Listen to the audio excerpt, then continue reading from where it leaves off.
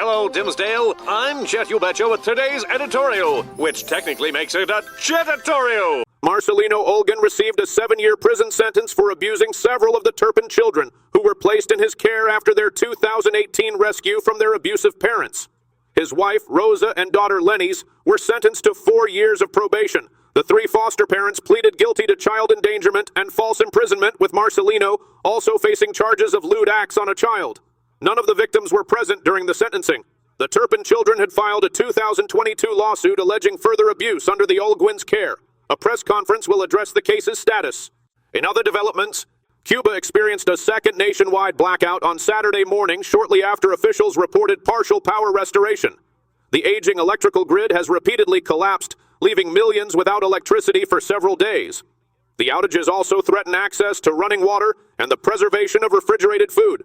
Cuban officials attributed the crisis to a combination of U.S. sanctions, recent hurricanes, and deteriorating infrastructure.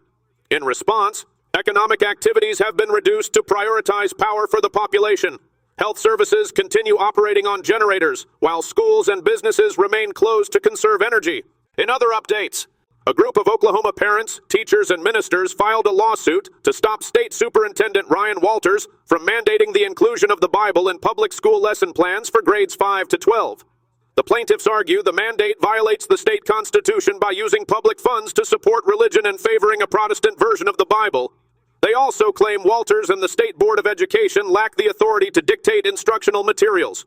The lawsuit, backed by civil rights groups, follows another legal challenge against Walters' mandate filed in June. Walters defends the move, citing historical precedents for biblical education in the U.S. In another update, CDC data reveals a 12.7% drop in U.S. drug overdose deaths over the 12 months ending in May, bringing the total to below 100,000 for the first time since 2021. Experts are uncertain about the cause, as overdose prevention strategies like Narcan use have been in place for years. One theory is that fewer people are using drugs alone, leading to faster interventions.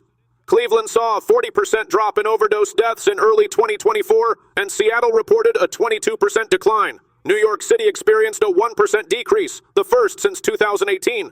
Nationwide, 41 states reported decreases in overdose deaths, reflecting a potentially lasting trend. From all of us here, stay classy, Dimsdale.